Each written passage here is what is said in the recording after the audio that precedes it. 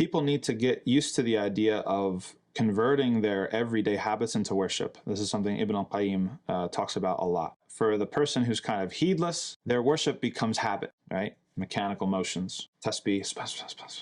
But for the wise person, their habits become worship. So let's say, for example, you go buy gas. How many times a week do you buy gas? Probably at least once a week, maybe at least once every 2 weeks, maybe more.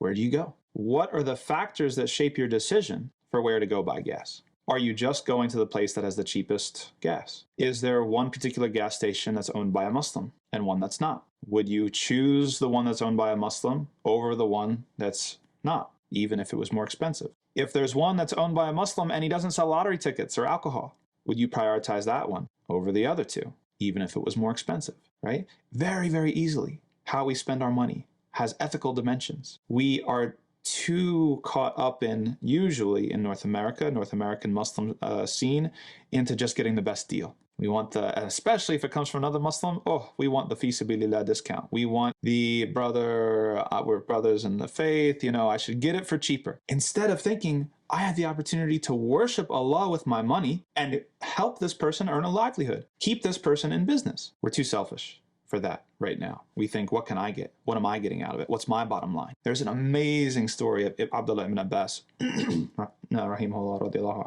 where he sends his slave to the market to buy a horse for him.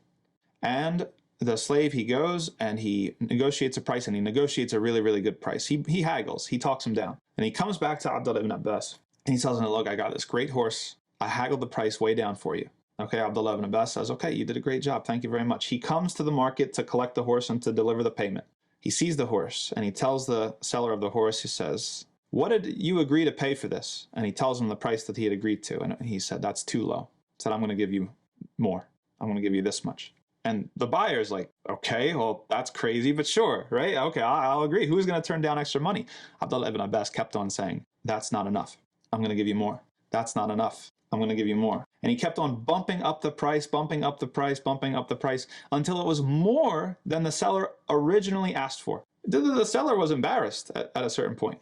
But Abdullah ibn Abbas, he said the reason he did it was because if I had your horse, this is what I would sell it for. This is what I think it's worth. Abdullah ibn Abbas was worshiping Allah with his money. That's his Muslim brother. His Muslim brother has a family to support. His Muslim brother has kids to feed, kids to put in school. He has a wife at home. He has all these sorts of different things. Why are you going to squeeze out of him a few extra dollars? Why wouldn't you be happy to pay the extra in order to let him live and have a decent livelihood and have a decent life? And if your intention is to seek Allah's pleasure, then you're also going to get rewarded in the afterlife for it. There's a lot of places, like I was recently at uticamasjid, and you see a lot of different vendors and stuff like that. And some of the stuff is very, I don't want to say cheap quality, but you can tell it's just like, it doesn't have sustainability in mind. Mass-produced, synthetic materials, produced in a factory somewhere, shipped around the globe, okay? Is it permissible? It's not permissible? That's not what I'm talking about. I'm talking about what's ethical. What is the best thing that we could be doing?